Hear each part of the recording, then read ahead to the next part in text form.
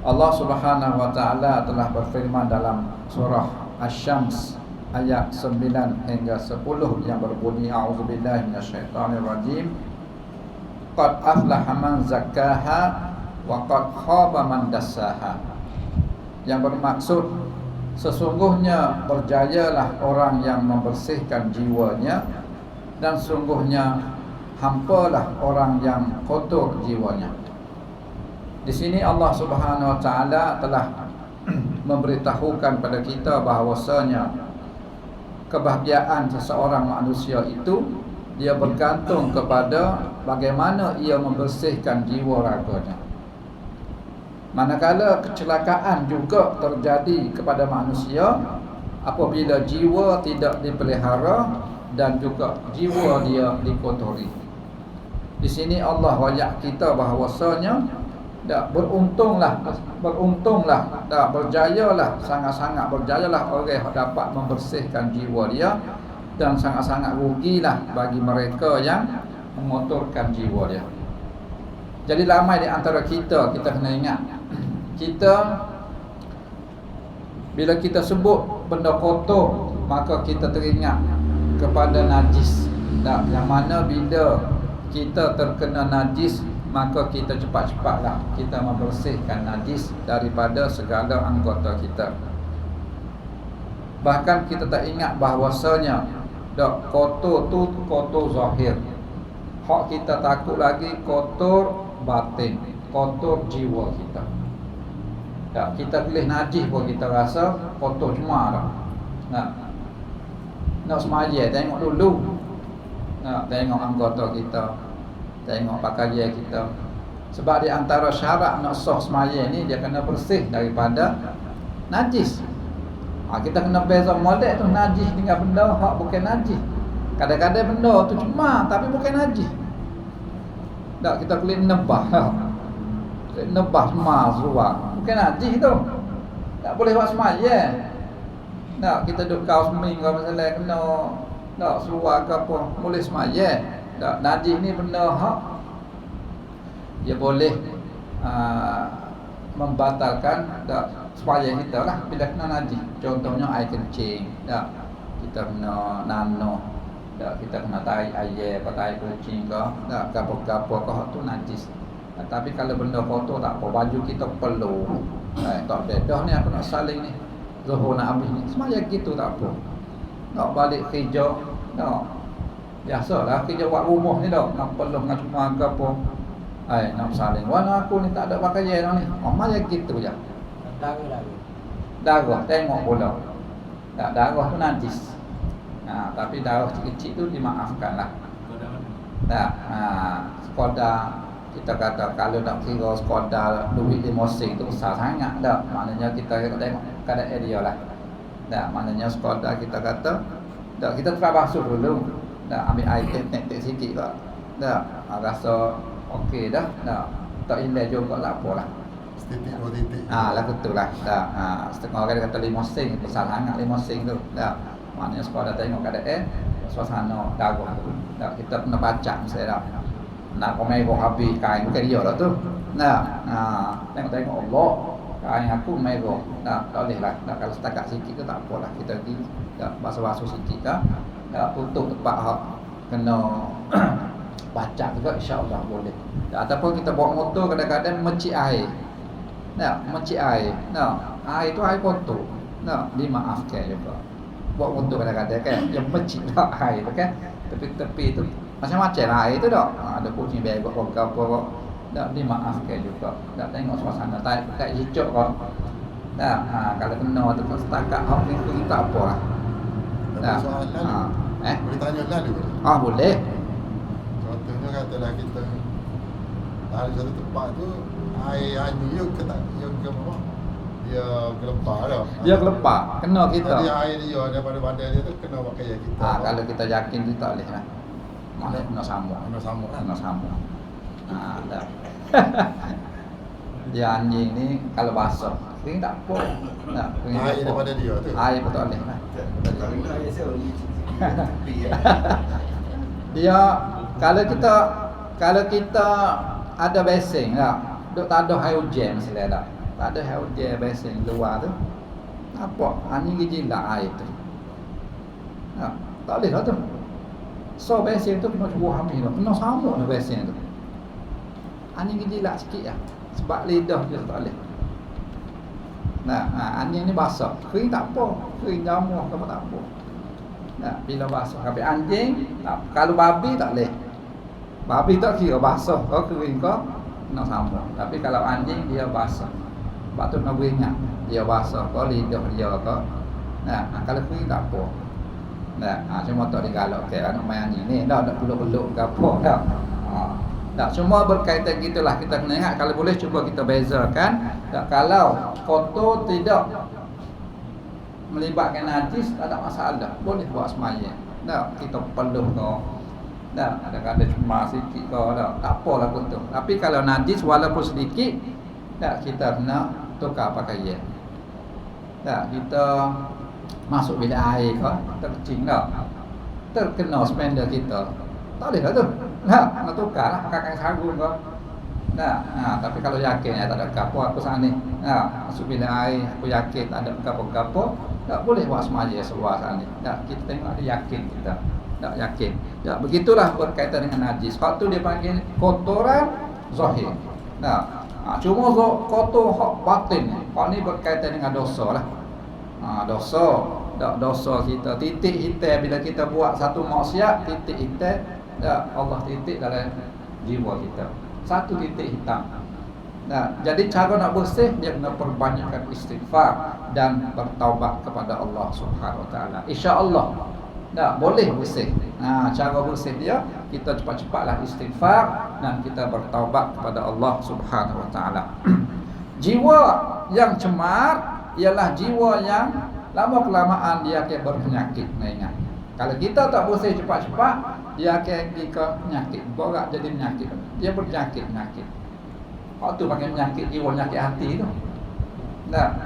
Qalbun marid, hati yang berpenyakit. Sebab Allah sebut dah, fi qulubihim maradun fazadahumullahu marada. Surah Al-Baqarah ayat 10. Dalam hati mereka terdapat penyakit, maka Allah tambahkan lagi penyakit itu kepada mereka. Kita buat biar tak apalah. Buat dosa, buat maksiat, tidak bertaubat, tidak istighfar, tidak berusaha untuk membersihkan jiwa kita, takut lama kelamaan akan dihinggap kepada penyakit lain pula.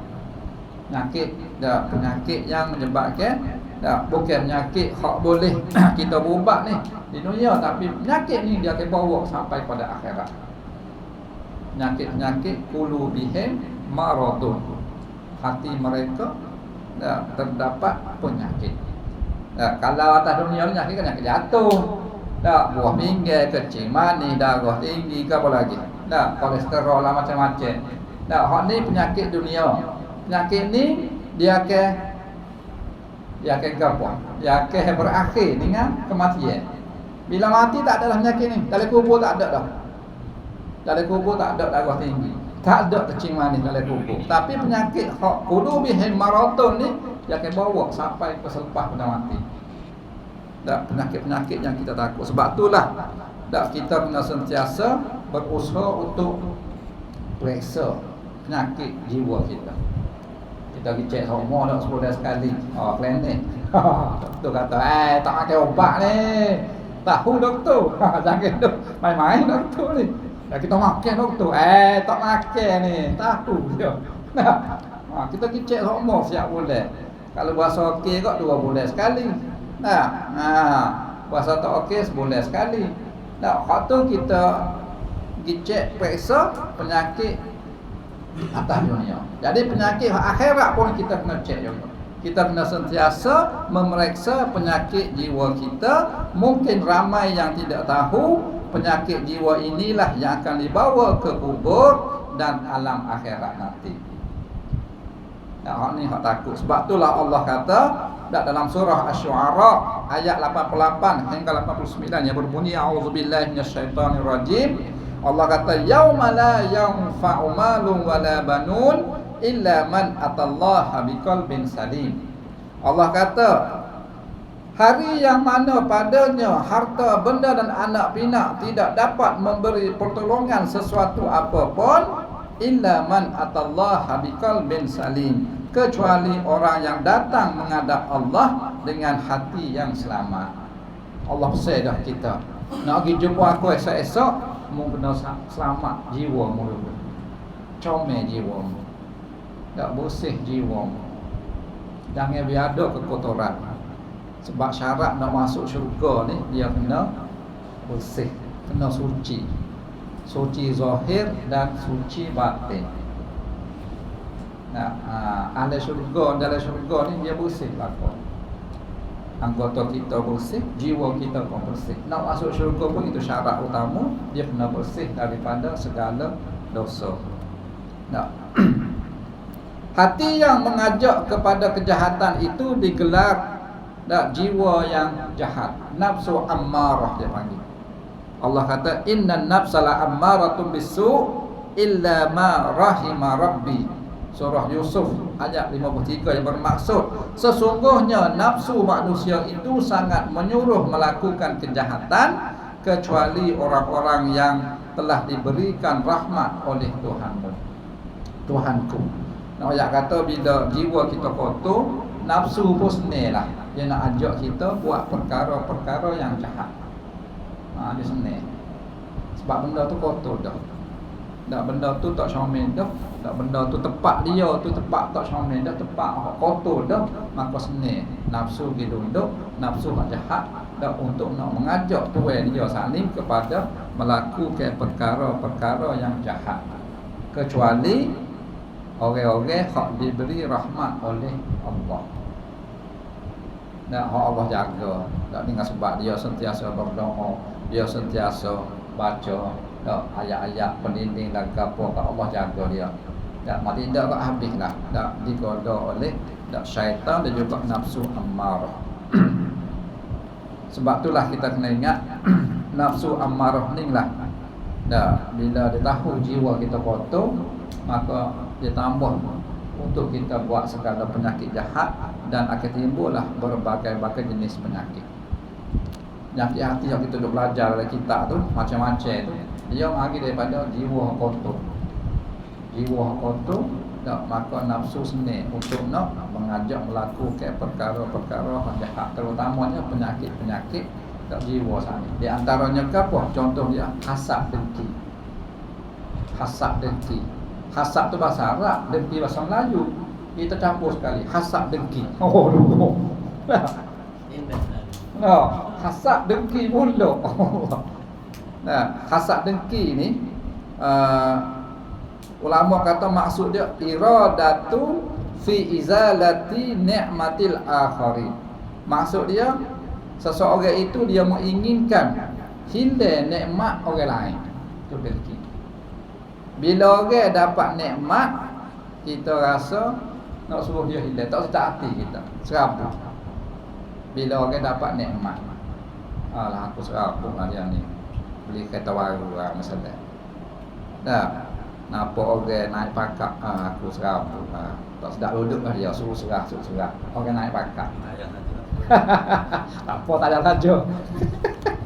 Kereta wanyok depan tu dah lah. Sekarang sudah lah.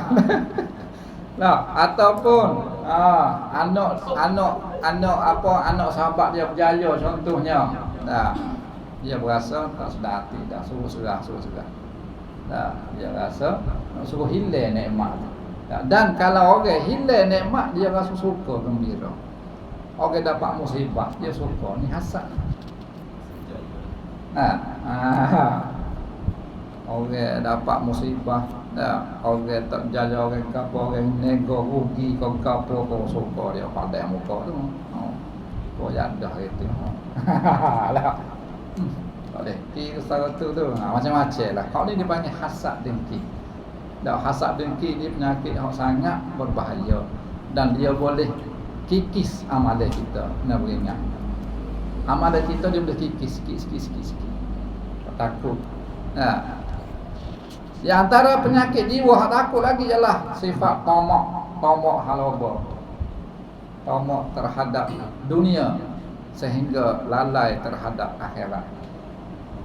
Duk berumur dunia tak kira halal haram, tak kira dah, tak cara kau semaya baik.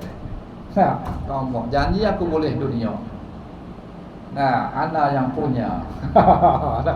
Dunia ana yang punya, tak kira halal haram. Ini dia panggil ngomong halal. Nah, ia rebut dunia, tak kira dah halal haram, tak kira dah perkara tu dah maksiat ataupun perkara tu dah benda yang jahat dan sebagainya. Dan apabila dia lebih daripada orang, dia ada pula sifat angkuh. Ini penyakit jiwa juga. Angkuh, sombong, takabur. Takabur ni syaitan. Nah, syaitan takabur dengan Nabi Adam. Ketika Allah cipta Adam dah, dia takabur, takabbar. Dia rasa dia lebih daripada Nabi Adam. Dicipta dia daripada api, cipta Adam daripada tanah. Dia rasa lebih. Takabur. Kita pernah beringat juga. Takabur ni kadang-kadang dia mari. Oh, kau cakap pecing ni bagus. Sedih sombong. Tengok set tu, dah kopi. Pecing-pecing tu main. Dia mari, kena beringat tu. Kena buat sifat tu tu. Nah. Tu bik sejik petang lagi. Bagus kawan ni. Oh, kuliah nak main kuliah. Demo tu tu kedai kopi dah. Set-set kedai kopi tu tengok. Dia mari sifat-sifat lagu ni kena beringat. Takut-takut kita rasa lebih pada orang. Tak. Kena beringat, kita kena istighfar. Istighfar, jangan rasa lebih pada orang. Dia mari syaitan ni. Ustaz cara ustaz. Dah berasa murid dia ramai orang dengar, oh hebat kawan. Penuh masjid orang dengar kawan ngajar. Dia mari. Nah, ustaz tu tak lagi, ustaz tu dia mari. Tu ustaz pula. Nah, dia mari siapa-siapa pun kena beringat.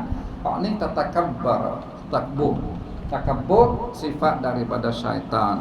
Dia berasa menghina, menindas orang lain. Berasa lebih sikit. Ada yang mau kata apa weh? Nah, kawan hekok siwi. Lah, kata demo, dia berasa hina. Maknanya dia rasa lebih, hak ni tertakut juga. Suka kepada pujian, orang puji dia luah lebih-lebih hidung. Lah. Akak ekor sikit sudah. Makan nasi lah, kau belanja. Kena ingat, ni ada juga ciri-ciri takabur. Nah, jangan hidup puji tak boleh buat-buat lah. Nah, jangan hidup pang buat-buat ni. Bahaya. Dan menganggap dirinya sahaja betul, orang lain salah lah kau. Kalau masyarakat agak dengar hak kawan ni. Hak kawan ni. Idea kawan molek. Hak dia mau tak pakar ni kena ingat. Dia mari takabur. Oh, kau hebat demo. Idea demo ni benar sungguh. Orang puji pun tak sudah. Tak takut-takut timbul sifat takabur ni. Di antaranya lagi riak. Riak ni kita buat ibadat tidak mengharapkan Allah, tapi hanya untuk dunia makhluk dan sebagainya. Ikhlas tu kurang lah. Ikhlas tu kurang. Banyaklah penyakit-penyakit jiwa. Semaya sebab nak sesuatu, nak suruh orang puji. Kita buat ibadat, nak suruh kata kita ni baik. Panah di Malaysia ni. Kau klik Mekah mari. Buat umrah sejuk Mekah. Saja ya. Tak tanya pun, orang tanya jawab lah. Pergi kedai kopi, dia pun tak puasa hari ni. Kau puasa ni, puasa sunat gini. Tengok. Tak suruh dia puji.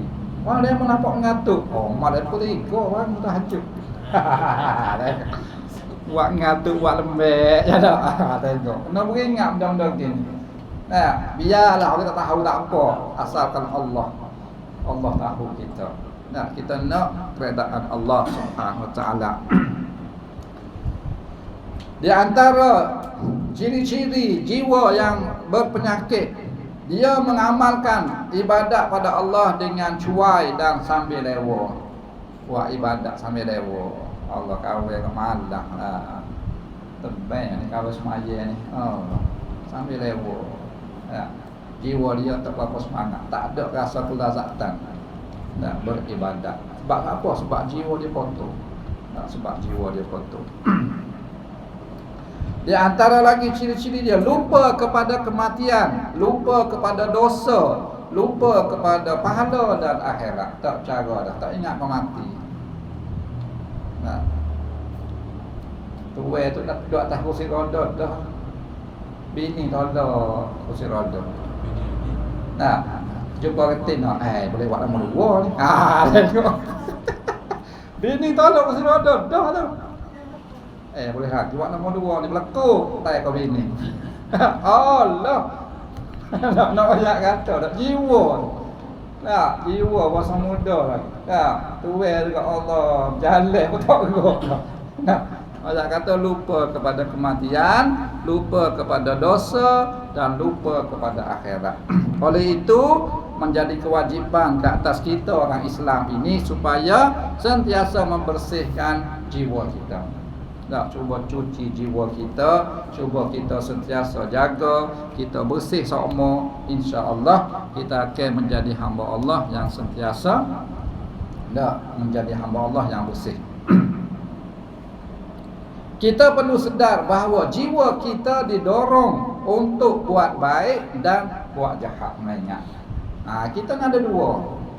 Jiwa kita ni, alah ke baik pun nak buat, alah ke jahat pun nak buat.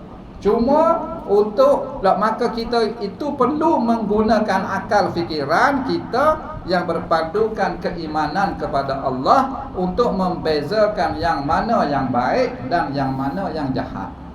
Akal kita lah. Orang kata benda ni baik. Tapi Allah kata jahat. Agama kata jahat. Jahat lah. Berpandu kepada agama akal kita. Orang kata benda ni molek. Tapi Allah yang siap-siap dah. Rois pun siap-siap dah. Nabi lari dah. Akal kita dah. Mana kita nak membezakan yang baik dan yang jahat, kena dah berpadukan kepada akal kita. Jangan guna agama, buat agama ibadat pun akal tak boleh. Silap pula. Supaya setan dah. Setan pun akal tu. Allah kata sujud ke Adam. Dia fikir akal. Sujud buat apa pada?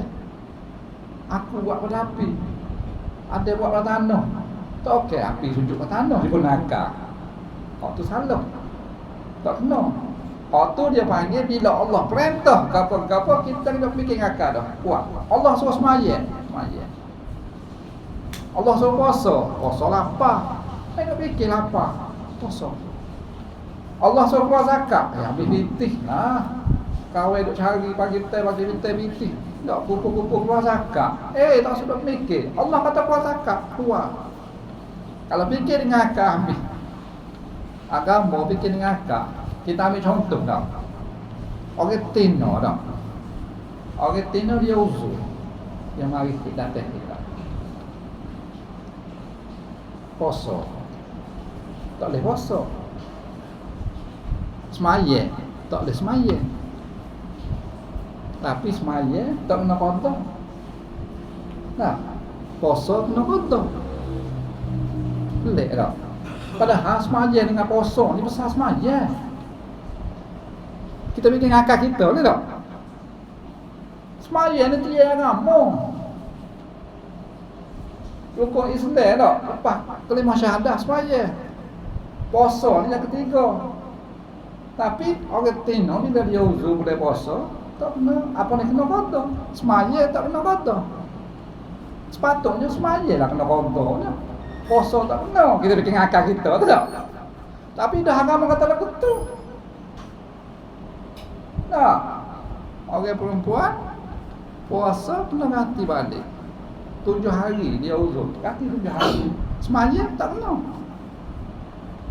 Sebab agama letaklah betul. Kalau bikin akal tak nak sabar lah. Semaya lah kena qada. Sebab semaya dia agama. Orang Tino kalau kena qada semaya dia apa dia? Katalah 5 hari. 5 hari. Sehari 5 waktu. 35 waktu. Allah. tak kerja benda lah. Duk kodong. Boleh lepas pula. 5 hari pula. Tak, comel dah Allah buat dah. Semaya tak kena qada, tapi puasa kena qada. Sebab puasa dia setahun sekali. Tu nak fikir kalau gunakan logik dah semaya. So lagi kita nak ambil contoh. Ketum. Nah, kita ambil semaya, kita ketum. Batal dah semaya. Batal dah. Bila batal tak semaya buat kan? Ambil semaya semula. Basuh ke apa? Basuh tangan, basuh muka, punggung basuh lah. Tak basuh punggung. Padahal ketum tu baik ke punggung. Kalau bicara dengan akak, basuh punggung lah. Tak, punggung tu baik tu tak. Tapi tak, agama kata ambil wudu. Ambil wudu ke apa dia? Basuh tangan, komo, basuh muka, basuh tangan, basuh kepala, basuh kaki, telinga. Tak ada basuh punggung. Dia kata agama jangan kita nak fikir dengan akal. Bila Allah kata lagu tu dia tak ampuni untuk kita beribadat kita buat. Tak, cuma untuk nak membezakan baik dengan jahat gunakan. Tak, gunakan. Sesiapa yang menggunakan akal dan hidayah Allah bererti dirinya telah mencapai kejayaan. Sebaliknya sesiapa yang membelakangkan akal dan hidayah Allah dan tunduk kepada nafsu, maka bererti dia menipu kerugian. Ingat. Nah, akal ni untuk kita nak membezakan tak yang mana baik, yang mana jahat. Tak berpandu kepada hidayah yang Allah berikan kepada kita. Tak kita cerita dah hidayah 2 minggu lepas dah. Kita 2 minggu tak hari.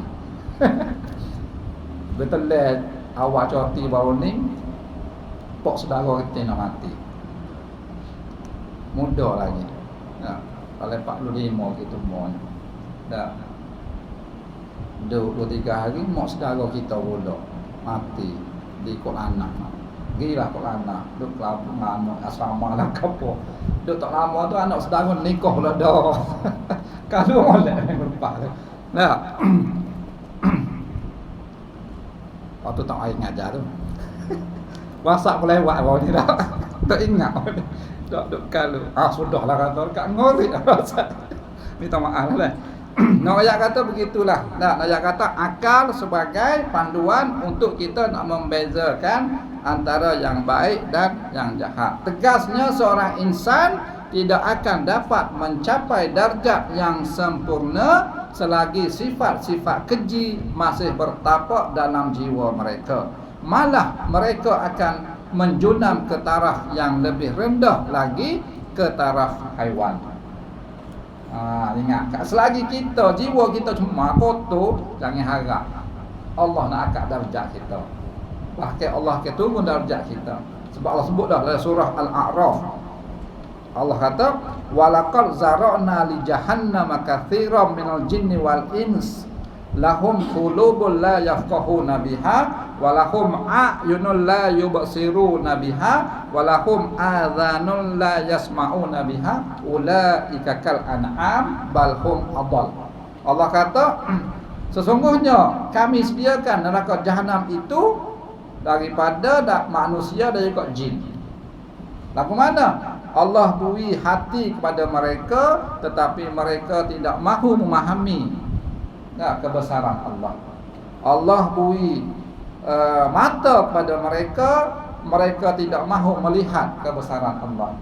Dan Allah bagi telinga kepada mereka, mereka tidak mahu mendengar kebesaran kebesaran Allah. Ulaika kal an'am, mereka ini adalah seperti haiwan. Allah kata balhum adal, bahkan lebih teruk daripada haiwan. Dan manusia ni darjat dia, tak kalau dia tu guna akal ikut dak apa ni sunnah Rasulullah, ikut Allah sebagainya, lawan hawa nafsu, darjat dia tinggi. Tapi kalau dia ikut hawa nafsu, ikut syaitan, langgar perintah Allah, lebih teruk daripada haiwan lagi. Darjat manusia ni, sebab iman kita ni ada masa naik, ada masa turun. Tak sama dengan iman para anbiya. Kalau nabi, iman dia naik semua. Nabi ni naik sombong.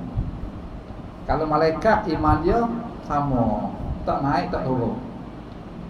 Iman kita ni ada masa naik, ada masa turun. Bergantung kepada amalan kita. Nah, masa kita berjuruh ni gak, naiklah. Nah, masa kita dah buat maksiat tu, maka iman kita menjadi kurang. Oleh itu menjadi fardu ain bagi setiap muslim membersihkan jiwa dari sifat-sifat keji. Di samping marilah kita memohon taufik dan hidayah daripada Allah, semoga memimpin hati kita dan menyelamat dari menjadi hamba kepada hawa nafsu. Jadi mudah-mudahan kita minta pada Allah, Allah jagalah jiwa kita dan kita berusahalah untuk membersihkan jiwa kita agar menjadi jiwa yang tenang, jiwa yang suci, jiwa yang bersih. Dan di samping itu kita kena berdoa pada Allah, kena minta. Sebab Allah lah yang boleh memberi hidayah, beri taufik pada kita. Kita minta pada Allah sama-sama dan kita sentiasalah minta ampun pada Allah sekiranya kita ada tersalah, ada terbuat segala benda yang tak dilarang oleh Allah. InsyaAllah Allah akan ampun dosa kita dan Allah akan bersih jiwa kita dan Allah akan angkat diri darjat kita kepada darjat lebih tinggi, insyaAllah. Jadi rasa itulah saja untuk malam ini. Kita ambil sedikit berkaitan dengan ayat, beberapa ayat untuk kita membersih jiwa kita. InsyaAllah mudah-mudahan dapat kita perbaiki diri kita dari semasa ke semasa. Dan cubalah kita terus istiqamah melaksanakan perintah Allah. Dan cuba kita perbanyakkan istighfar pada Allah dan sentiasa bersih jiwa kita, insyaAllah.